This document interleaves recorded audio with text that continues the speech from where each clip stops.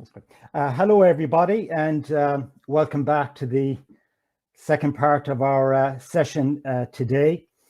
I'd just like to briefly comment on Caterina this morning. I found her presentation inspiring, very interesting, very novel, and hugely thought-provoking. And I'm anticipating that it will be of great value to us in DEPASS and the work that we will be doing. So for the next part of the part two of the presentation or of our training school, the first aspect will be the breakout rooms. And so we'll be moving towards breakout rooms now shortly. And the focus will be looking at and developing some of the work that Caterina has talked about the intersecting methodologies and how we should do that, and the advantage of that, and also then more methodological aspects of looking at systematic literature reviews and meta-analysis. So, that's all I have to say right now. So thank you for engaging, and we'll be moving now towards the breakout rooms. So thank you.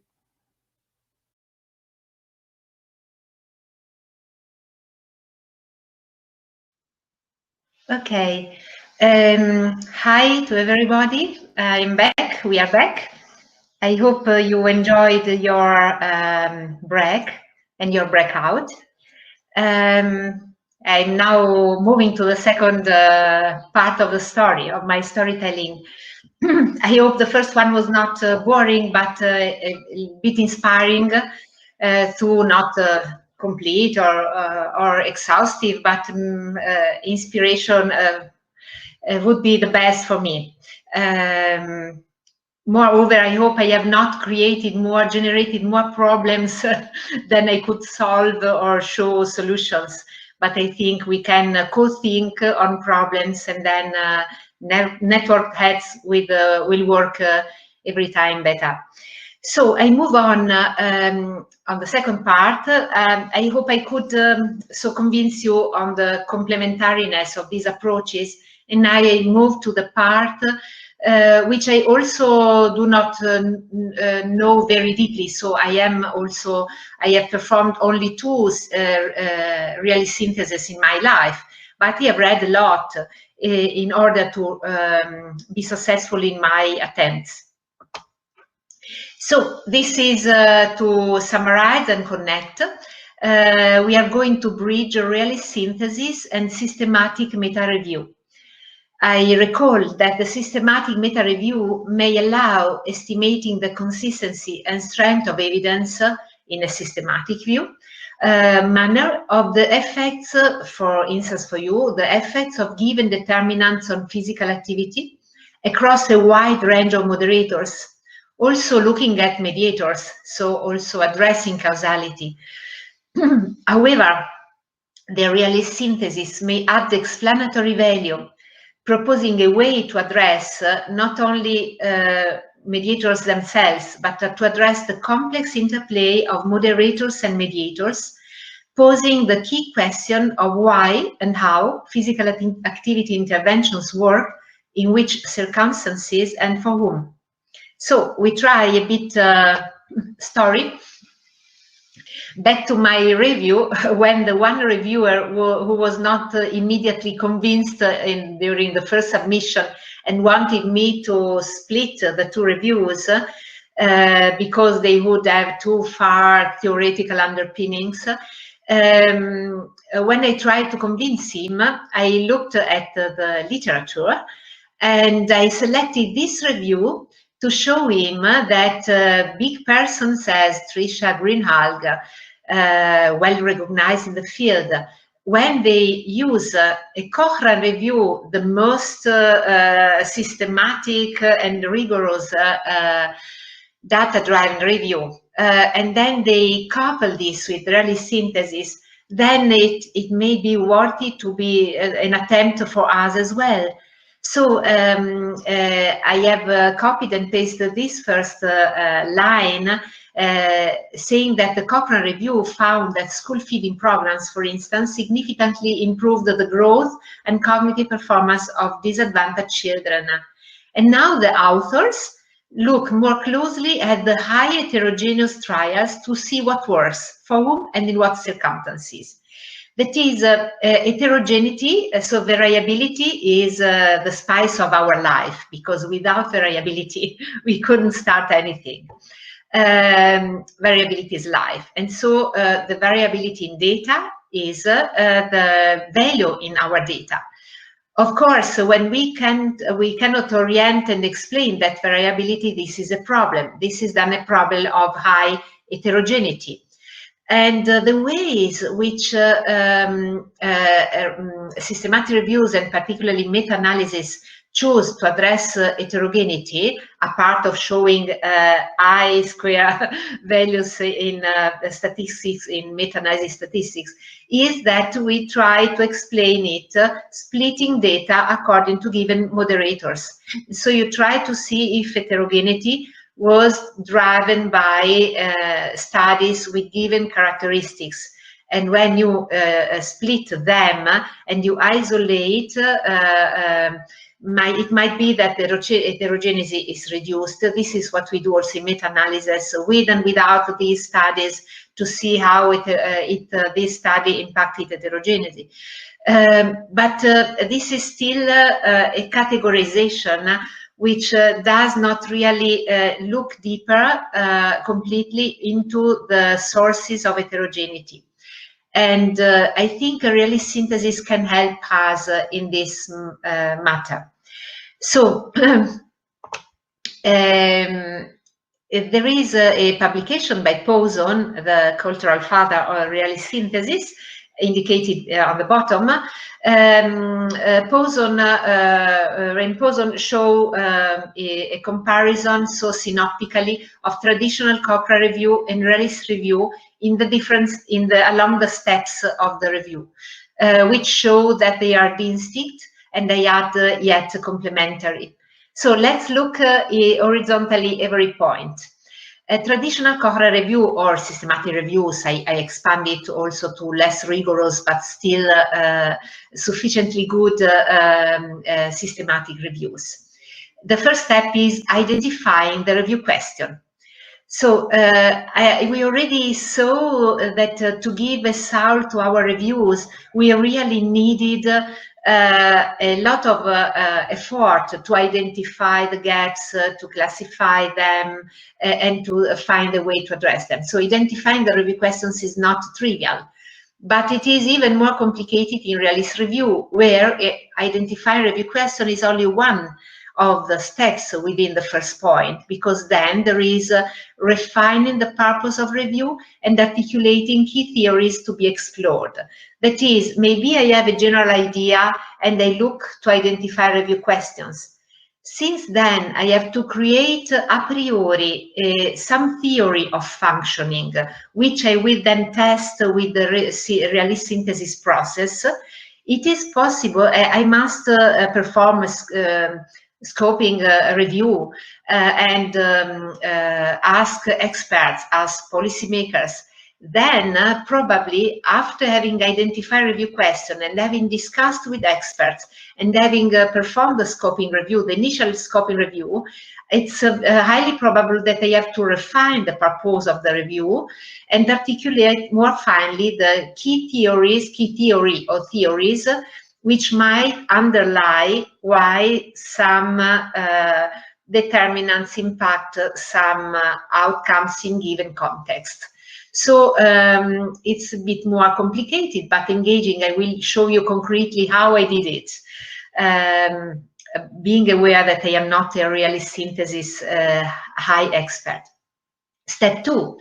Of course, it's very comfortable on the left side, search for primary studies using clear, predefined inclusion and exclusion criteria. So our search strategy is well defined, and then I can start technically to perform it. On the other side, search for relevant evidence in realist synthesis, but refining inclusion criteria in the light of emerging data.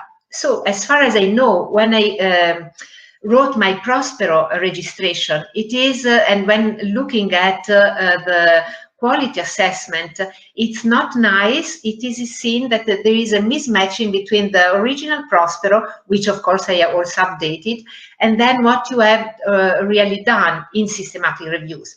Because then if you adapt, the problem is, okay, there is a degree of subjectivity. You wanted to find what you were looking for. But what is a limitation in the traditional systematic review? It's a value in the release synthesis, which includes refining inclusion criteria in the light of emerging data. So it is an iterative process where emerging data inform me to refine inclusion criteria. Then point 3, appraise quality of studies using a predefined and validated critical appraisal checklist, considering relevance to research questions and methodological rigor. Now, in the previous part, I have addressed all my concerns as regards to the price of quality of studies. So also when the tools are highly validated, objective, worldwide used, we saw that there are too many, and also where the most important are used, the outcomes of the assessment are heterogeneous. So there are some problems, and also the quality of the studies when using it as you may recall, when you use them as a moderator, so study quality high and low, or overall and only selected high quality studies. So this is not the major moderator with a strong indication of significance. Therefore, I applaud on the other side. I don't disconfirm that it is the only way we have to objectivity. We must further address the problem of what items may better catch what I want to catch in terms of quality. For instance, ecological validity for studies in which I want to take the context into account. But this being said, on the other side, the release synthesis appraises quality of studies using judgment to supplement formal checklists, and considering relevance and rigor from a fitness for purpose perspective. What does it mean? That Poson, I have read also so literature, he told also gray literature, which is also considered sometimes in systematic reviews, but also gray literature, or literature which has not the is not really technically sound, might have a high relevance, such a high relevance, such a high fit, that it is worthy to have a look at this literature and not exclude it a priori, putting a threshold of minimal quality. So also Poson indicates sample size, power as being relevant to assess rigor. But we must find the trade-off standpoint between relevance and rigor without strong and constraints we cannot be moved. So I move on to point 4. Traditional Cochrane review, extract standard items of data from all primary studies using template or matrix. I didn't show you because my template was enormous, so 20 columns and 203 primary studies and 90 reviews, and then the studies for the systematic, for the release review. But I did it, so I filled systematically all my items needed to synthesize from a systematic point of view. On the other side, the release synthesis. Extract different data from different studies using an eclectic and iterative approach. For example, I will show you then my data concretely, but I started looking at theory areas, one relevant on context, one relevant on mechanisms. But then moving on, categorizing, extracting, and data, I understood that I had to further differentiate the mechanisms, so the mediation mechanism, because I found simple mediation with only one mediator. I found serial mediation, so more mediators sequentially from the exposure to the outcome or intervention to the outcome, or parallel mediation, that is my exposure or intervention and then parallel potential mediators which then converge to the outcome, or moderated mediation, that is a mediation path, a triangle of the mediation, and then some moderation at the level of the different paths from A to B, from B to C. So I had an iterative process in which I restarted analyzing the previously selected, extracted information to use a more complete approach. So this was iterative and this was fine. Point 5, we synthesize in traditional systematic reviews data to obtain effect sizes when we have meta-analysis and confidence interval, or in qualitative systematic review, transferable themes from qualitative studies. Also in the case of synthesis, meta-synthesis of qualitative studies. On the other side, the release review synthesizes data to achieve refinement of the program theory, because we started with an initial program theory. That is, we determine what works for whom, how, and under which circumstances, and this will refine the program theory, constraining it or disconfirming it, or creating a new adaptation of the program theory with better fits different populations, different contexts and circumstances, and different types of physical activity, for instance. So the point 6, in systematic reviews, we make recommendations, especially with reference to whether findings are definitive. So may we say, yes, these are determinants, without doubts, determinants of physical activity, or physical activity as an impact of cognition, or whether further research is needed. And I must confess, I am tired to read the standard conclusions. We need more high quality research. This was one of the reasons why I undertook that strenuous work of analyzing all quality assessments in all the studies and so on, just to make it clear. On the other side, release review make recommendations, especially with reference to contextual issues. So not recommendations, it works, it does not work, but what are the contextual issues which may render it efficacious and effective or not. And this is particularly relevant to address reference with contextual issues for particularly policymakers at particular times also. So this is probably what we obtain from realist review. It may be much more useful for policymakers than giving a definitive conclusion of, okay, physical activity impacts on cognition. It's something, but not enough to transition into policies, particularly such kind of outcomes. The last point, disseminate findings and evaluate the extent to which practitioners' behavior changes in a particular direction. And on the other side, risk review, disseminate findings and evaluate the extent to which already existing programs, which are led by policymakers and practitioners, are adjusted to take account of elements of program theory revealed by the review. If we understand the specific features of the context may be relevant for a given intervention for given determinants of physical activity to function, then this should inform existing programs in order to render them more effective and efficacious. So now I thought tonight, while completing this, I thought we need some key concepts to say what a realist synthesis is. Already, of course, derived from the main publications of Poson. Philosophical roots. The realist philosophy of science bridges empiricist and constructivist accounts of scientific explanation.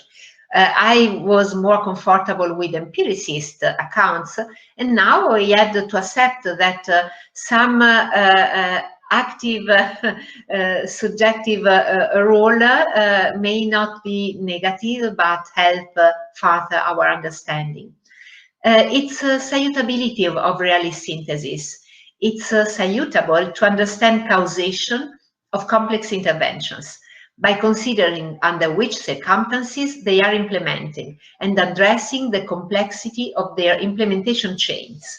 So we have complex implementation chains, and these complexity must be addressed at every step to better understand the causation of the phenomenon of interest, physical activity, increasing physical activity in the population.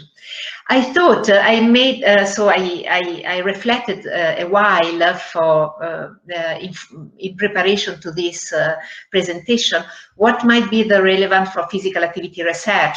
There is, of course, physical activity research with a realist synthesis approach, but I was wondering and reflecting, and I suggest I will make also an example.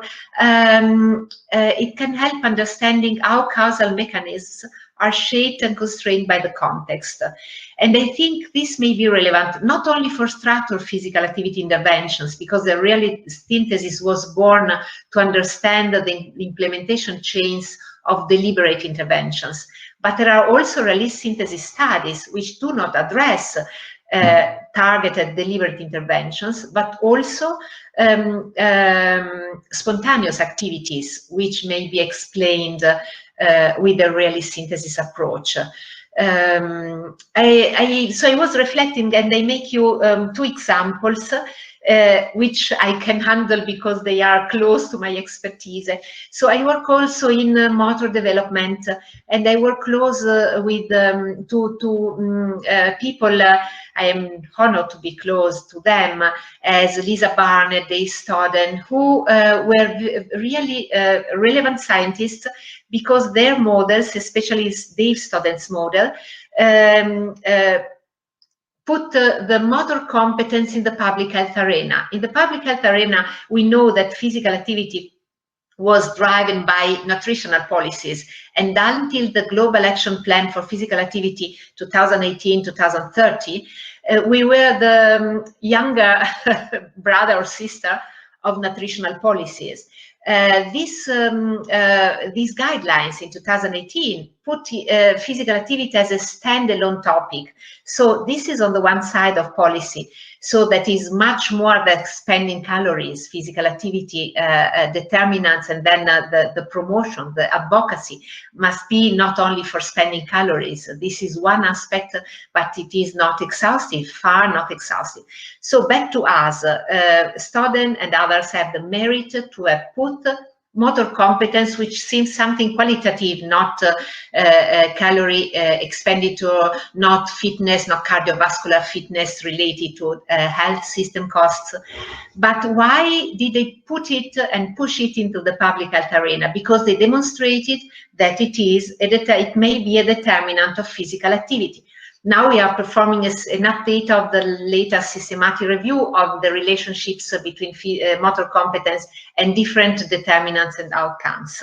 And so the pattern, of course, is complex as everything we study.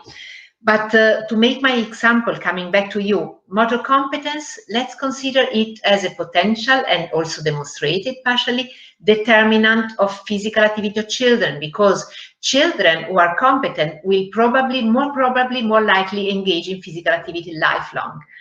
And then there are several mediators. So we have now structural physical activity. Motor competence might be a determinant of physical activity, and there are studies showing that it might be mediated by perceived motor competence. That is, not so much actual competence is relevant, more the feeling that I am competent. Then I will be motivated to move also in the future and with pleasure. The question is, how may the physical activity context come into play and make that the perceived motor competence mechanisms linking motor competence and physical activity outcomes during development may be effective. For instance, girls tend to estimate themselves for the same level of motor competence lower than boys. So same actual motor competence, lower perceived competence, especially in object control, balls, skills because of gender stereotypes. So it is possible that motor competence mediates perceived motor competence mediates motor competence effects on physical activity, future physical activity, also longitudinally. But it might be that the context, so the sports context, might be favorable for gender characteristics, so more or less competitive, or team sports versus close skill sports. So the context may play a role on the functioning of the mediated path. Another example, this was a mediator at the personal level related to structural physical activity in the sport context. I make a second example of spontaneous physical activity and a mediator at the farthest end of the ecological model, so at the policy level. I will show you that later on a realist synthesis in which the leisure time activity walking, so researchers try to understand how to increase leisure time walking, and they used they analyzed urban regeneration programs and their features, and then they found out several mediators I will show you of why urban regeneration programs may lead to increases in leisure time walking. But I add to this some contextual moderator at the context at the personal context level. I love very much two friends and colleagues, Pantelimon, Paddy Kekakis, and Ralph Brand, who generated a very beautiful theory, so thinking theory-driven, affective reflective theory of physical activity, inactivity, and exercise. And they told it is useless that we fill our virtual desks with guidelines, and then the population continues not using those guidelines. There is not only a reflective part of why it is reasonably important for my health to move, there is also an affective and reflective part, which is beyond, outside our conscious reasoning, which is related to the affective experience of physical activity. And then I come back to our leisure time physical activity promoted eventually by urban regeneration programs. We might put also the research by Paddy and Ralph and their wonderful theory come into play. It might come into play because, for instance, I am one who loves moving outside, so I am outdoor woman. I couldn't run my 15 or 18 kilometers in a stadium, never, but I can do it in the woods. So the question is, it might be that the regeneration may have mechanisms of functioning to improve outdoor walking if really people are those whose personal characteristics are adequate, match the outdoor environment. So those who enjoy that environment, those who enjoy the gym, probably will, for those the regeneration program will not help. I wanted to say we need intersecting theories to look if a given mechanism works for all or not. These were only examples. I try to, I hope not too confusing, to provide you ideas of how to operationalize this approach. Few further concepts. Mechanism. This is conceived as underlying entities, processes, or structures which operate in particular contexts to generate outcomes of interest. The context is relevant, is not merely the background of the implementation, but it may facilitate or constrain the implementation. Then, the concept of action context in realist synthesis. They say there is it is threefold: structure, agency, and relation. I tried to translate it into physical activity research.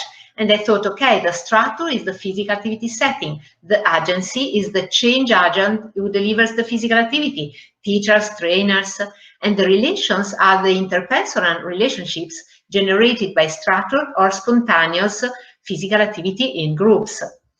A key concept is the context, mechanism, outcome configuration. So we link the mechanism and their context, and it's this linkage may determine or not determine an outcome, physical activity for you. So a specific factor may act as a determinant of physical activity, which is for you the outcome, through a specific mechanism triggered in a given context, but not in other contexts.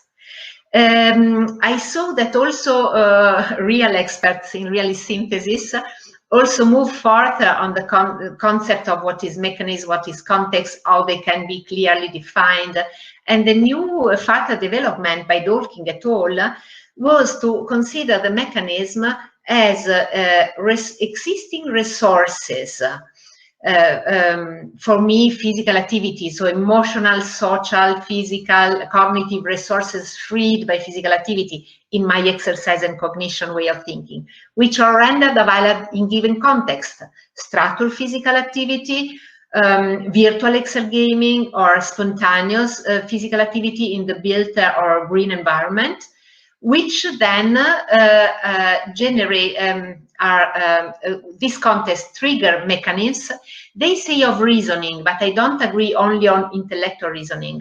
It generates also, as I told you, affective, not only reflective experiences, which then lead to the outcome. So also I see the literature is, so they are interrogating themselves about this. Steps for realist synthesis. So first, as I mentioned in the synoptical comparison of Cochrane reviews and realist synthesis, first clarifying the scope of the review and building the initial program theory. So we need to identify research priorities by expert panels and policymakers. For instance, I started my review with the outcomes of the expert panel I had participated to and had shown you the paper. So because this was really a Delphi panel where relevant points could be identified, and I started with them. And then you should identify theory areas to customize specific research realist synthesis of questions. For instance, if I want to see the joint effects of mechanisms and contexts which generate the outcome, I decided to take a theory area framing of another realist synthesis expert from his paper, Rycroft Malone, and he identified ecology, technology, agency. And so I told, okay, ecology, this is my physical activity ecology. And you may recall from the first phase of this presentation of mine that I told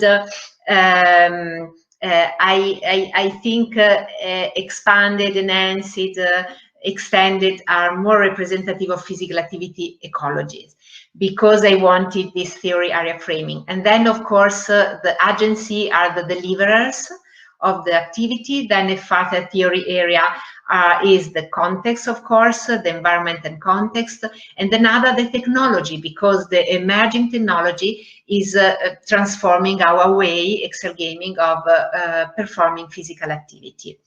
So I show you the figure I'm very proud of, but because it was a long way to reach this level, but I find it's, in my eyes, it is nice. So we have on the left side physical activity, and we have the deliberate structured practice, but also spontaneous activity. Then you see the arrows linking to my cognitive outcome. And let me tell you, whereas systematic review work more trying to obtain highly generalizable results, so with a nomothetic approach to theory, The real synthesis mainly works with the mid-range theories, more specific, because you must understand for whom, where, when, why. And so this is more a hermeneutic approach to theory building. So for that reason, I didn't write cognition, but I limited to executive function, memory, attention, which are most studied. Then in the gray boxes, you can see the 4 theory areas I have taken from others. So a realist review for Eckroth Melone, and they translated it for me. We have physical activity ecologies, we have change agents, and when you move to the least structured physical activity, technology is in between because it is structured but mostly unsupervised. And then the really truly spontaneous activity in the built and green environment. Here in the on the left side you see setting, so the physical activity ecology, I look at the setting features. The change agency, I look at the expertise of the deliverer and the delivery type, individual, group. And further in the technology, I look at the features of the virtual and the unique feature of the virtual environment, which might act as mediators. And in the built and greenness, the social aspect and the physical aspect. With the dotted line, I identified in my initial theory possible mechanisms. So I make the case that in the ecological school setting, where you have expert deliverers who can really teach very finely, graduating the complexity of motor skill learning, you might have, enjoyment, skill learning mechanisms, and leading to optimal challenge, which leads to improvements in cognition. But also there are nice studies on virtual environment in which special mediators are the feelings of immersion and presence, which can foster cognition. And also the social support, as you know, executive functions are fostered by social interaction. But also the physical environment. There is a nice mechanism labeled attention restoration mechanism, which which is the greenness of the environment disengages effortful attention and triggers automatic attention, so that effortful attention can restore. So I try to create that pattern based on my own expertise and points, which might be the mechanism. And then the next step was searching for relevant evidence. Initial systematic search with the CIMOS, so context, intervention, mechanism, outcome categories I showed you in the first part for the systematic search. But then I continued the search. This is through iterative snowball technique. So snowball, this is a relevant point in the, we have not the Prisma P, but the Ramesses, realist on the bottom, and meta-narrative evidence synthesis evolving standard protocol. I had to follow this for realist synthesis. And so I moved to the step 3. This was easier than in the other case of the systematic review, because I could apprise not using again all standardized checklists, but applying the principle of relevance and rigor as defined by Poisson, and then making a trade-off set point. I can trade some rigor for relevance, and I don't exclude some literature and vice versa. The fourth step was extracting the data on context and mechanisms to find out if there are context, mechanism, outcomes, configurations. So I extracted key information pertinent to each theory area. May you recall physical activity ecology, agency, technology, and environment. And then I grouped them and tried to group the theorized mechanisms according to the different contexts hypothesized to trigger them. So I had theorized some mechanisms, and then I looked if they were really active, so if there was evidence of functioning in different contexts. which might trigger them. I show you my data. So you can see, for instance, I have, of course, as usually so please, first at all, look at the bottom where I told you that step by step, iteratively, I have differentiated the mechanism. Single mediation mechanism. One mechanism hypothesized to mediate the effects of given contextualized determinants on the cognitive outcome. You must change the cognitive outcome with physical activity and you have your pattern. So parallel mediation mechanisms, two or more mechanisms hypothesized to independently or jointly mediate the effects of given contextualized determinant for you on physical activity. Mediation chain, two or more mechanisms hypothesized to sequentially mediate the effects of given contextualized determinants on the physical activity outcomes or cognitive for me. Parallel mediation chains, two or more mediation chains hypothesized to independently or jointly mediate the effects. Moderated mediation mechanism, one mechanism hypothesized to mediate the effect of given contextualized determinants on the cognitive outcome, but only under specific constraining, so moderator conditions. So I distinguish the level of evidence and then the theory areas, the physical activity ecology, the change agency, and as an inclusion criterion was that my articles should have at least 3 or 4 theory areas represented to be relevant enough. And then I define the information from full or partial context mechanism outcome configurations, and then I identify them.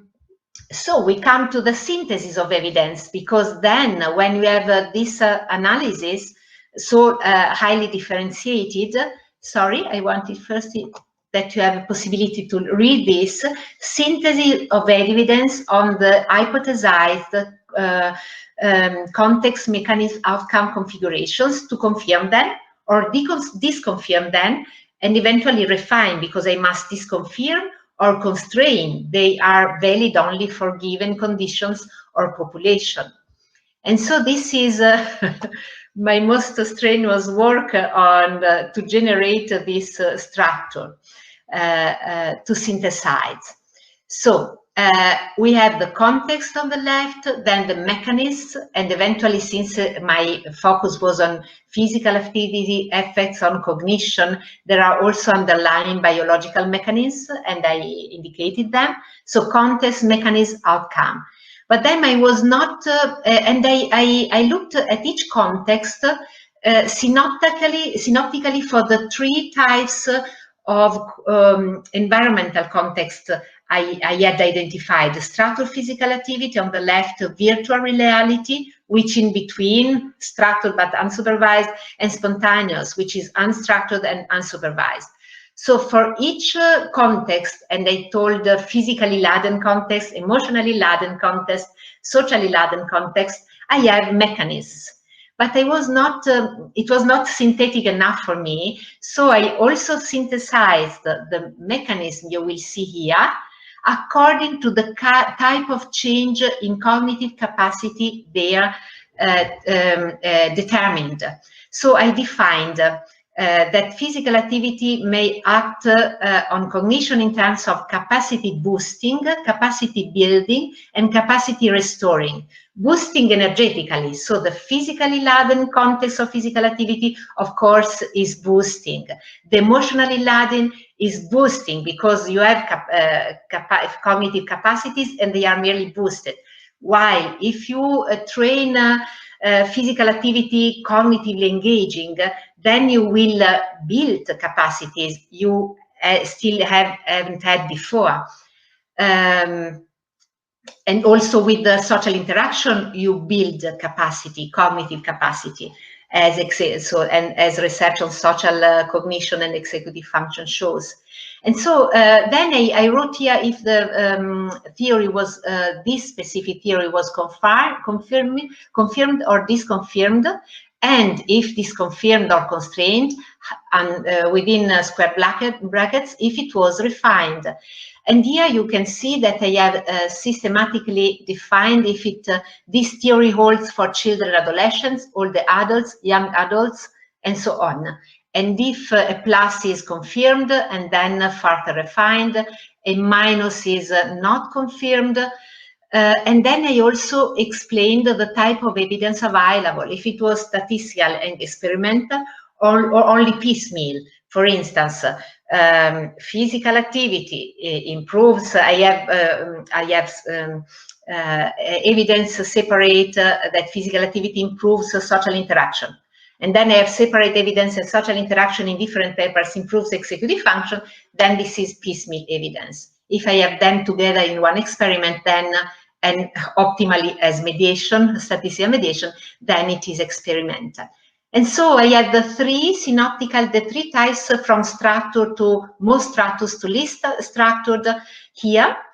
For each physically laden, emotionally laden context of capacity boosting, cognitively laden, and now capacity building, and socially laden, special properties, okay, I will skip on that, and restorative and stress relief properties, as I told you, the attention restoration theory, and so on. So I had the three main synthesis, three main categories: capacity boosting, building, restoring, distinguished for emotionally, physically, cognitive, socially laden context, and within them, if it was a highly structured activity or a virtual environment or unstructured free activity, and specifically for each age class. And then I resumed all. So I am going to close. An example easier of realist synthesis, uncovering how urban regeneration programs, I told you, may stimulate leisure time walking among adults in deprived areas, realist review. This was their initial theory, and please consider that in the realist synthesis wording, context is also the personal factors. The intrapersonal factors are the individual factors. So you have context area, context personal, and they had urban regeneration programs, the environment in which the regeneration program acted, and then the mechanisms they hypothesized through which the programs might lead to more leisure time walking. And this is the refined theory of them. So you may see more boxes. I help you identify them. These are new. So looking at the literature, they found new environments which might trigger the mechanisms which lead to more walking, free leisure time walking. The bold are the more convincing evidence. The no bold are the less convincing evidence. Then these were confirmed, bold, and they were already present in the initial theory. These were partially disconfirmed. They were in the original theory, but they were not so strongly confirmed by evidence. This is the refinement process, how it works in the real synthesis. And this is the last slide in 2 minutes. So strengths and limitations by Poson, of course, it is not of mine. Strengths, it is not a method or formula, but a logic of inquiry that inherently pluralist and flexible, so we love variability. It seeks not to judge, it functions, it does not function, and it is evidence of success or not, but to explain what works, for whom, in what circumstances, in what respect. I think that question you know very well, I told it 20 times. Third, it learns from, rather than control for, real-world phenomena such as diversity and program failure. We have a bias because we don't report on programs which do not function, and which we report very happy when they function. It provides principled steer from failed one-size-fits-all way of responding to problems. This is crucial for policymakers. One-size-fits-for-all doesn't function. It engages stakeholders, systematically and has the potential to maximize learning across policy, disciplinary, and organizational boundaries.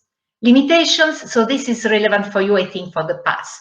Limitation, realist reviews are not standardizable or reproducible despite of the rules they have. So we have some violation of reproducibility principles, but the validity of the model of realist synthesis rests on refining much more than replication. So we try always replication of good practices, and they look at refinement. Realist review provide no easy answers. With its emphasis on contextual contingencies in the way programs are implemented, it provides net effects only very cautiously and limitedly. And the most important, realist review is not for novices, for seniors. It requires sustained thinking and imagination to track and trace the initial map of program theories. It requires judgment, experience, and ability to converse with policymakers in refining the review questions. Know-how in respect of range of disciplines, methodologies, cross-boundary thinking to be able to seek out the appropriate bodies of evidence. Skills in some of a senior intellectual generalist rather than those of a junior software specialist. Thus, don't delegate to your doctoral students. You have to learn for your vision. They have strong legs, spoon rivers, but they still don't know the mountains. We know the mountains, but we are getting tired and old. We must combine them. That's all.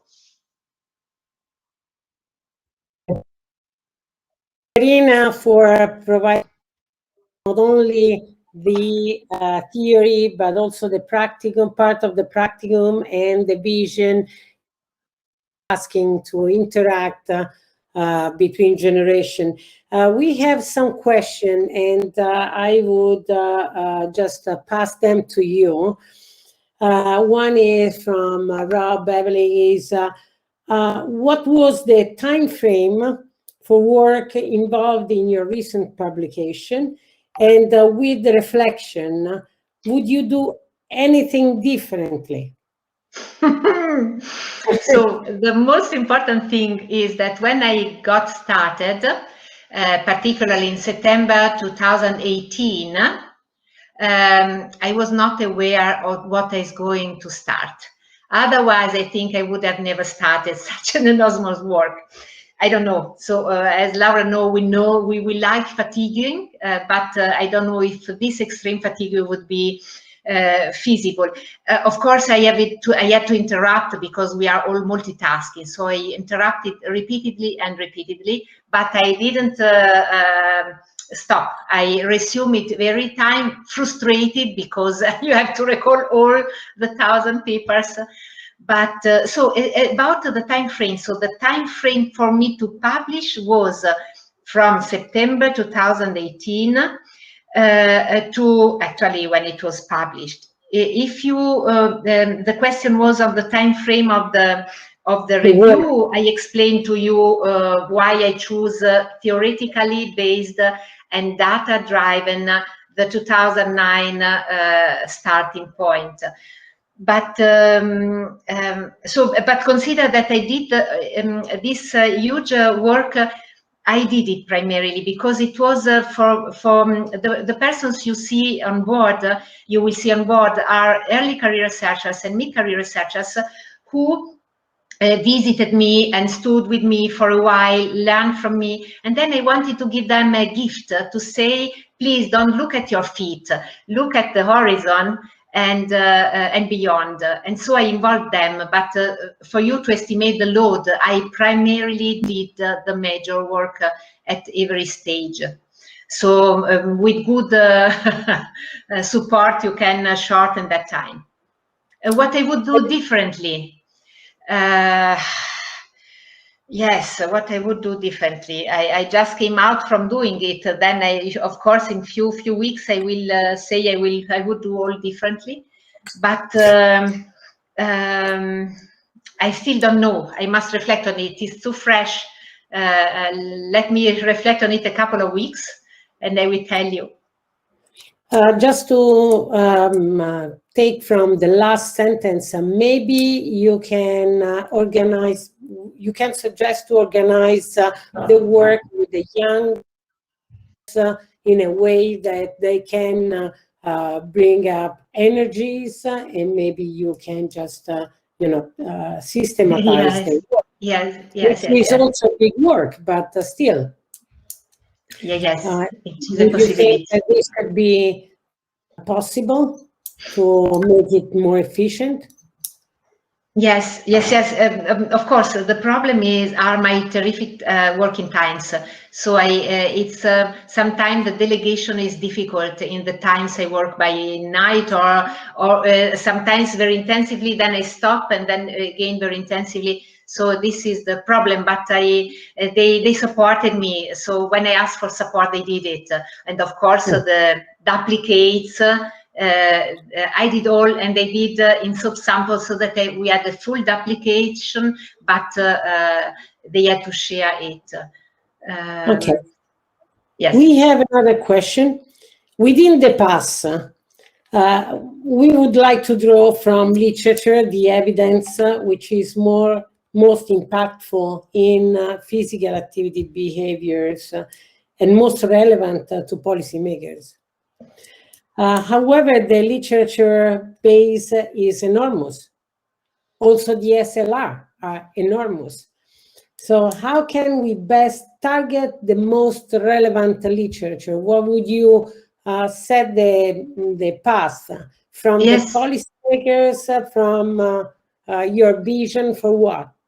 So I was thinking on that, because while I was making also example of my own work, because this is what I have, but I was also thinking on that. And if I were you, so I would, since the literature, of course, is enormous as broad, I would completely skip cross-sectional studies, and I would first make the systematic review of reviews, so meta review, narrowing, of course, on cohort studies longitudinally, defining also the time frame, so not too short, and then eventually, intervention studies and mediation studies.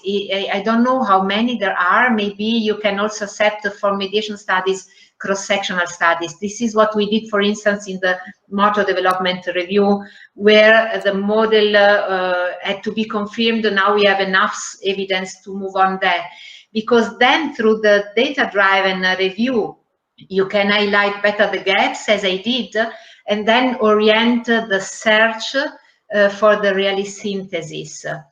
I would at least start the data-driven, or you can start both in parallel, but starting an exchange with policymakers and experts in the field to understand the hot points.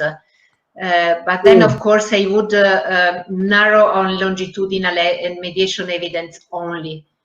Otherwise, and so you need, of course, in the reviews, to extract or primary studies selectively those who are in line with the longitudinal or mediation approach. There is another interesting question is, how do we address differences in definition of context and setting? Because we are a group of people coming from different countries, and we have cultural approaches, we have different policies, we have different environments. There are many different things that also drive the logic on the definition and then also the practice. Yeah, this is the Babel Tower issue, yes. Yeah. So I had it also with my reviewer, who told, no, separate them, because also the terminology is confusing. So I added clear definitions. You have then to agree on intersection points. So, for instance, the realist synthesis approach defines all as context, also internal context, also motivation is an individual context, personal context, internal. And the environment is an aspect of the context. So if you consider the context more broadly as they want, then you can, so the context, for instance, I had the delivery type, group, individual, and this was a part of the contest. Then I had the delivery expertise and mode, face-to-face, remote. Then I had the expertise of the delivery, and then the setting, the school setting, the academic setting, the community center settings.